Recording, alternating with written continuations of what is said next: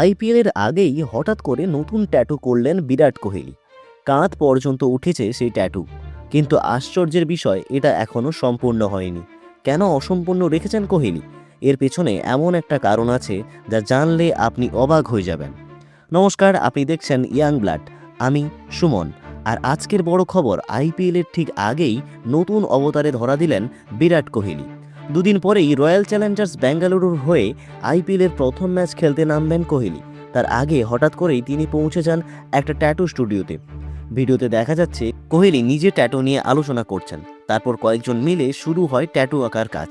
বেশ কিছুক্ষণ পর যখন ট্যাটুটা তৈরি হয়, কোহলি আয়নার সামনে দাঁড়িয়ে ভালো করে সেটাকে দেখেন আর শেষে শিল্পীদের ধন্যবাদও জানান।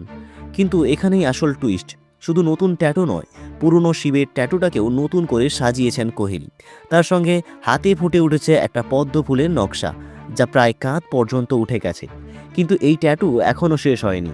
শিল্পীর কথায় এই ট্যাটু ইচ্ছে করেই অসম্পূর্ণ রাখা হয়েছে, কারণ কোহলির জীবন যেমন এগোবে তার ট্যাটুও ঠিক সেভাবেই ধীরে ধীরে সম্পূর্ণ হবে।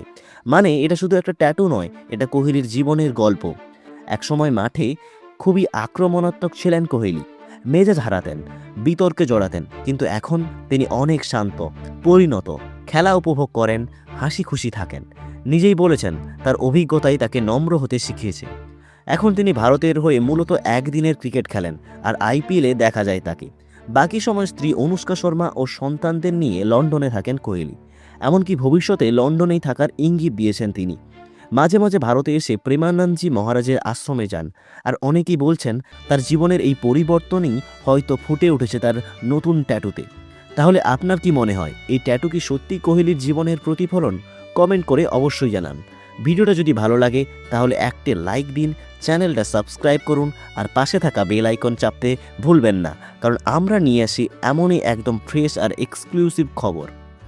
আমি সুমন, আজকের মতো এখানেই শেষ। দেখতে থাকুন ইয়াং ব্লাড। ধন্যবাদ।